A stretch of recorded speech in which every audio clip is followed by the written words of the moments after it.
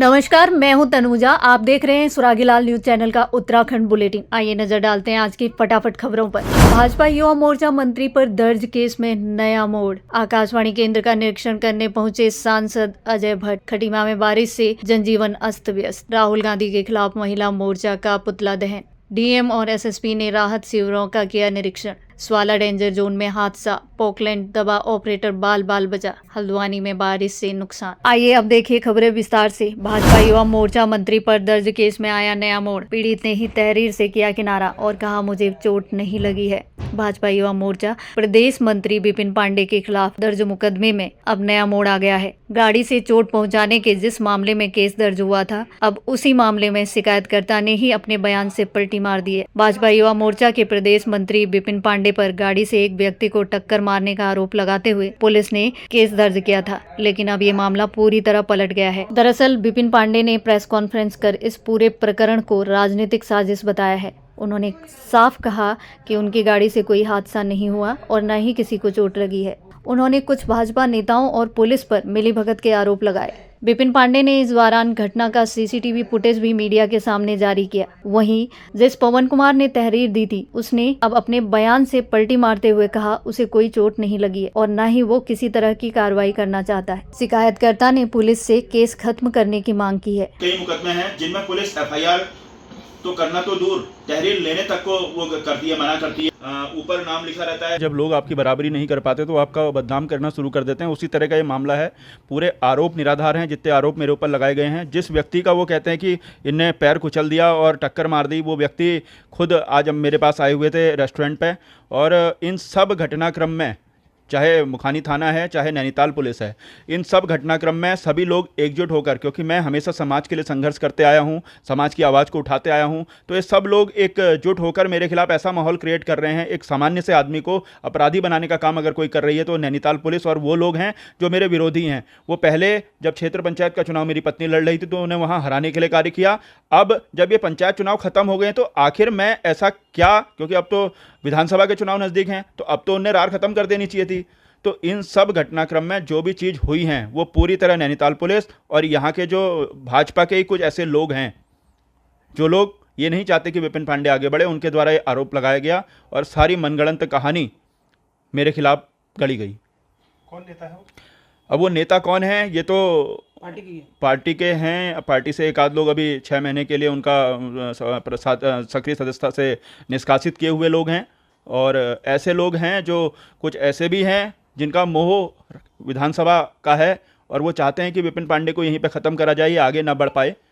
पांडे जी आगे क्या करना चाह रहे हो, क्या कर रहे हैं? देखिए, मैं कार्रवाई कोर्ट में भी लड़ाई लड़ने के लिए तैयार हूँ। आज भी हम कोर्ट गए थे कुछ चीज़ें रखने के लिए। उसके अलावा जो भाई हमारे साथ आया हुआ है जिसको उस दिन चोट लगी थी, कहते हैं ऐसा वो कहते हैं कि इसका पैर फ्रैक्चर हो गया, पवन दलहन करके इनका नाम है। वो व्यक्ति 1.5-2 महीने पहले उसका एक्सीडेंट हुआ है। उसमें एक्सीडेंट में उसको चोट लगी थी और उसको ये भी नहीं पता कि उसको ये बताया गया कि तेरे पैर में आज मेरी गाड़ी से गाड़ी टच भी नहीं हुई है। कहते हैं कि हल्का सा साइड या सीसीटीवी सारे फुटेज मैंने आपको दिए हैं, आप लोग देखिए। आप लोगों से मुझे, क्योंकि चौथा स्तंभ है, आप ही लोगों से न्याय की उम्मीद है। पुलिस पर मेरा विश्वास उठ चुका है क्योंकि नैनीताल पुलिस बदले की भावना से, जब वो सुमित हरदेश के साथ ऐसी घटना कर सकती है तो मैं तो एक साधारण से आम कार्यकर्ता हूं। मेरे साथ नैनीताल पुलिस क्या कर रही होगी आप लोग जानते हैं। मैं और टेकम सिंह नीचे बुलेट से चल रहे थे, गेट में आकर रुके।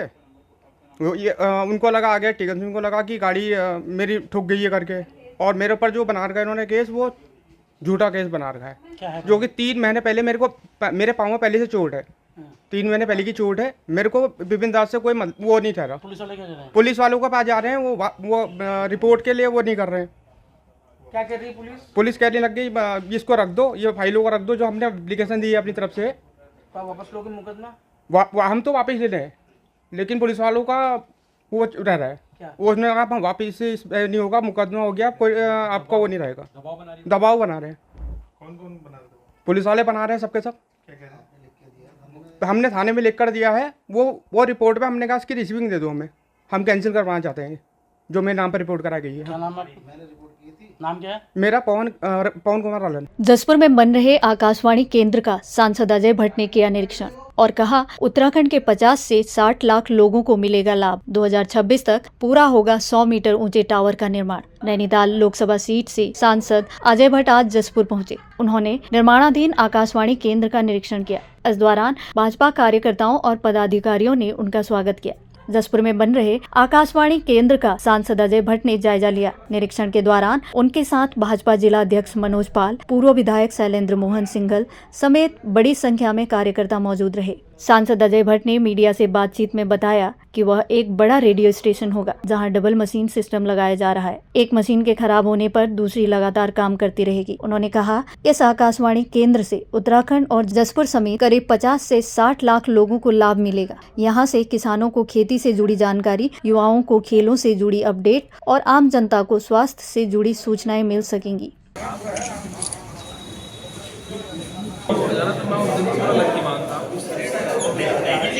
ये एक बहुत बड़ा रेडियो स्टेशन कहिए आप इसको, FM 10/10। इसका मतलब 10/10 का 1/1 का मतलब क्या है कि एक तो यहाँ पर मशीन चलेगी, दूसरी मशीन स्टैंड बाय रहेगी। जो भी होगा ट्रांसमीटर या जो भी उसे कहेंगे आप, स्टैंड बाय रहेगी। इससे कहीं पर भी अगर पहली को खराबी हो गई तो दूसरी लगातार काम करेगी। ये जसपुर के लिए और हमारे उत्तराखंड के लिए, इस क्षेत्र के लिए बहुत बड़ी बात हुई है कि लगभग 50-60 लाख लोग इसका फ़ायदा ले पाएंगे। एक से एक अच्छी चीज़ें आएंगी। हमारे किसान हैं, मेडिकल क्षेत्र में हैं, हमारे युवक हैं, हर चीज़ में। जैसे किसानों के बारे में आएगी, कौन सी फसल में क्या लगना चाहिए, कौन सी दवाओं का छिड़काव होना चाहिए, और जो कृषि उपज है हमारी, वो कौन सी उपज आज ऊपर जा रही है, कौन सी उपज को हम आगे ले जा रहे हैं, और किससे वैज्ञानिकों ने फ़ायदा होना बताया है।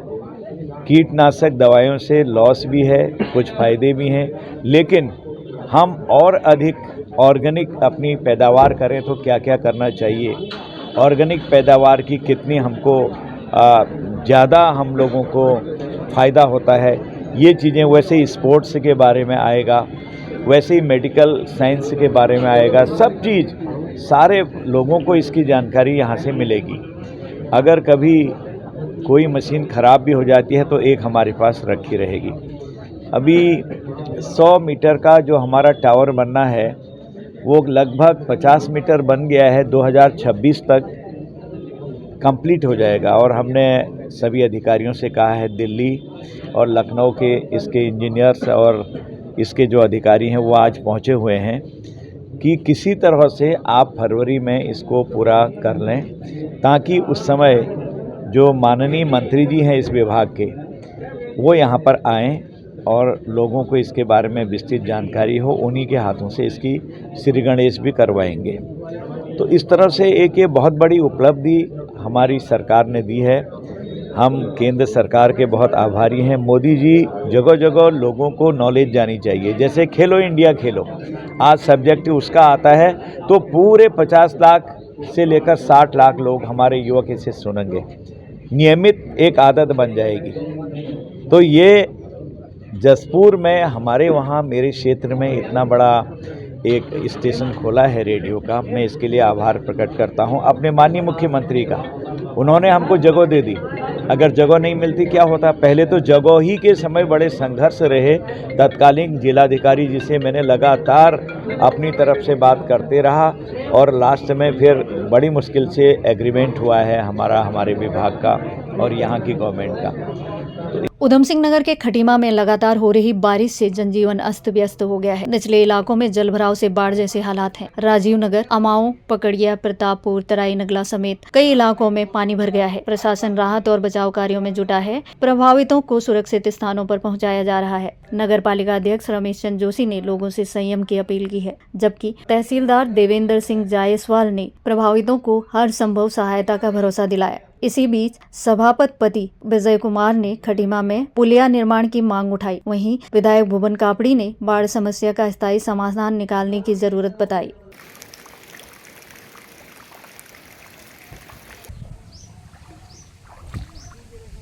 लगातार 3 दिन से जो बारिश हो रही है उससे क्षेत्र में चारों ओर जलभराव की स्थिति है और पूरे क्षेत्र का दौरा कर रहे हैं। जहाँ जहाँ पर जा रहे हैं जो समस्या वो देख रहे हैं और प्रशासन को उससे अवगत करा रहे हैं। अभी पचौरिया में है, पचौरिया से पहले हम नाले पार गए थे, उससे पहले बूढ़ाबाग गए थे, खटीमा बाजार में, तो सब जगह स्थलीय निरीक्षण कर रहे हैं और काफ़ी नुकसान है। बहुत सारे लोगों के घरों में पानी भर गया है। पानी भरने से जो उनका राशन रखा हुआ था वो सब खराब हो गया है और कई जगह ऐसे हैं जो कच्चे मकान थे, चाहे नाले पार हों, यहीं पचौरिया में हों, बूढ़ाबाग में हों, गिरने की स्थिति में है। बूढ़ाबाग नदी के नहर के किनारे पे एक पेड़ के गिरने से पूरा 6-7 घरों को पूरा नुकसान हो गया, सब पानी भर गया है। तो इसकी सूचना शासन प्रशासन को दी है और आगे अब और क्षेत्रों का। अब इस समय खटीमा में आपदा आ रही है, इसमें जलभराव की क्या स्थिति है खटीमा में? खटीमा अंतर्गत विभिन्न शहरों से जलभराव की स्थिति में फोन आ रहे हैं। वर्तमान में ग्राम भगछुरी के अंतर्गत कम 15-16 परिवार जिसमें 100 के करीब मेंबर हैं वो जलभराव के कारण फंसे हुए हैं। SDRF की मदद से उनको निकाला जा रहा है और यही राजकीय प्राथमिक विद्यालय में उनको रखा जाएगा, खाने पीने की व्यवस्था रहेगी। बाकी अन्य जगह भी जलभराव की स्थिति है जिसमें संबंधित प्रभावित बच्चों को स्कूलों में रखा गया है और खाने का इंतजाम किया जा रहा है। धीरे धीरे जल कम होने का आएगा, उसके बाद अन्य कार्रवाई की जाएगी।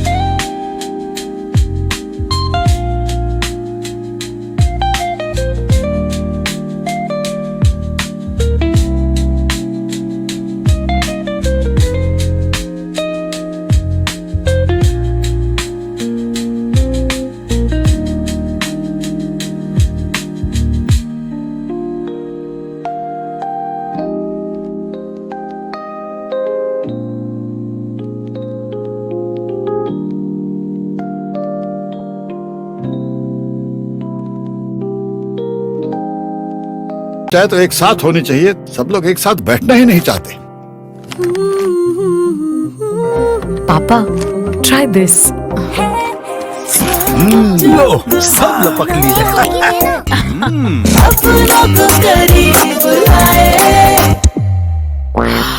ये क्या हाल कर दिया है रूम का? बस कल से चाय।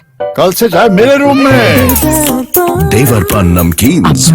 रुद्रपुर में भाजपा महिला मोर्चा ने कांग्रेस नेता राहुल गांधी के खिलाफ जोरदार प्रदर्शन किया और पुतला दहन कर विरोध जताया। रुद्रपुर मुख्यालय के भगत सिंह चौक पर भाजपा महिला मोर्चा और युवा मोर्चा ने कांग्रेस नेता राहुल गांधी का पुतला दहन किया। कार्यकर्ताओं ने आरोप लगाया कि राहुल गांधी ने प्रधानमंत्री नरेंद्र मोदी जी की माता के लिए आपत्तिजनक शब्दों का प्रयोग किया, जो बेहद निंदनीय है। महिला मोर्चा पदाधिकारियों ने कहा कि राजनीतिक मतभेद के बावजूद ऐसी अभद्र टिप्पणियां स्वीकार नहीं है। साथ ही चेतावनी दी, यदि राहुल गांधी और कांग्रेस सार्वजनिक माफी नहीं मांगे तो आंदोलन उग्र किया जाएगा। वो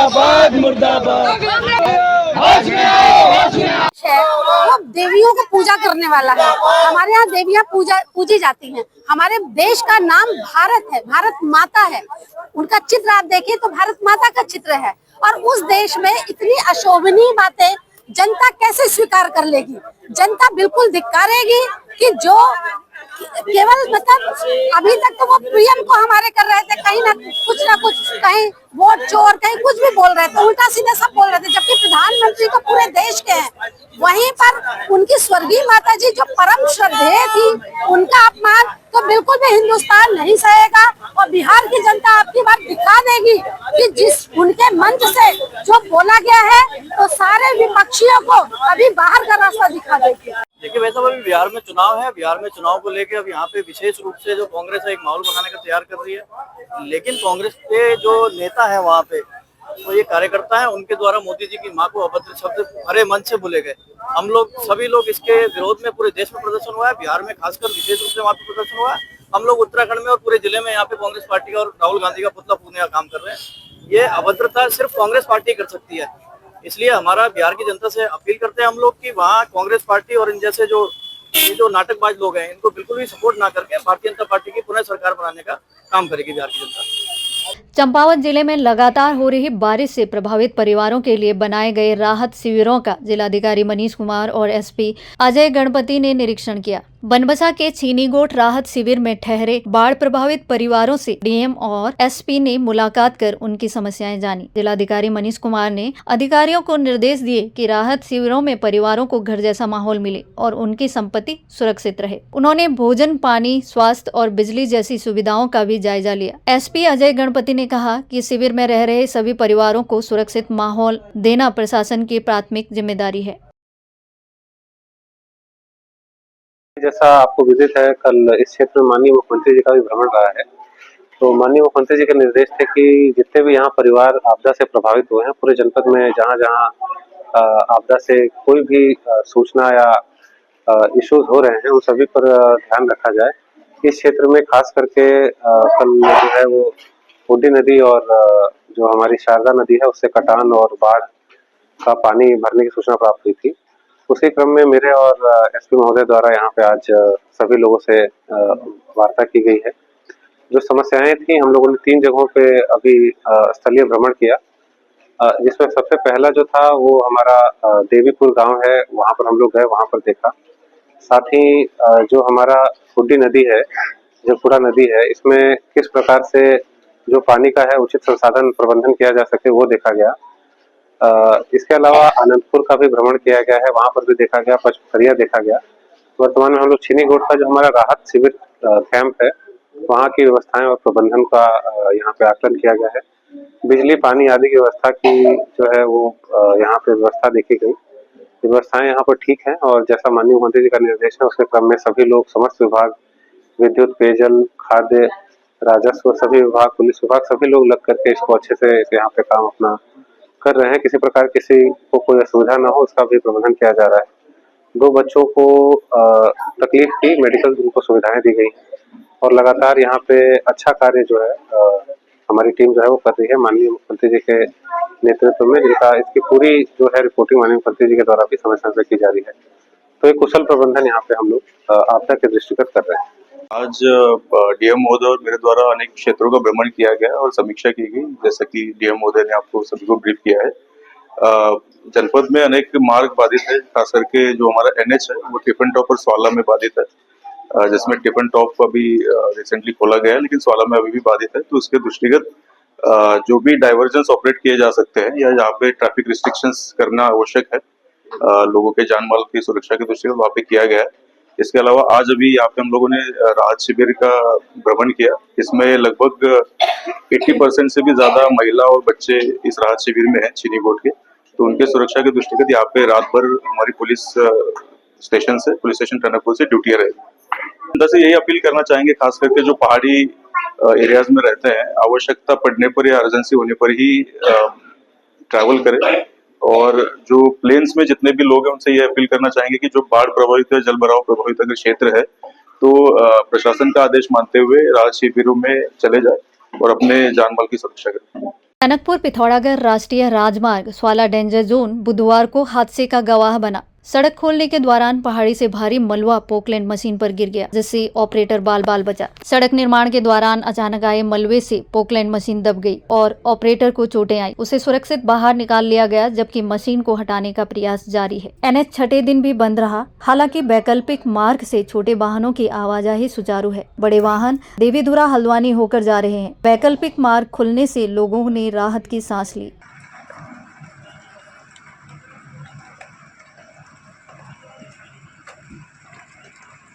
हाँ, वो मैंने उसको लगवाल को मैंने बोल दिया, मैंने कहा यार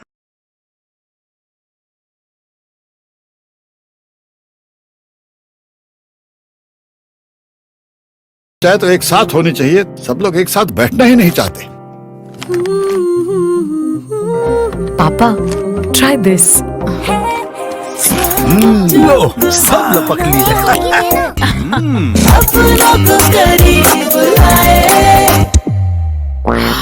ये क्या हाल कर दिया है रूम का? बस कल से चाय मेरे रूम में। देवर पान नमकीन। हल्द्वानी में 2 दिन से जारी बारिश ने किसानों की जमीनों और बुनियादी ढांचे को भारी नुकसान पहुंचाया है। सूखी नदी पर बने पुल का एक हिस्सा डैमेज हो गया। एसडीएम राहुल शाह ने बताया कि गौला नदी में बिंदुखत्ता क्षेत्र में कटाव किया जा रहा है, जबकि नंदौर नदी ने चोरगलिया इलाके को प्रभावित किया है। सिंचाई और राजस्व विभाग की टीमों ने नुकसान का जायजा लेकर रिपोर्ट तैयार की है। चोरगलिया मार्ग पर क्षतिग्रस्त पुल की मरम्मत शुरू कर दी गई है। राहत की बात यह रही, जनहानि की कोई सूचना नहीं मिली है, लेकिन प्रशासन अब भी अलर्ट है।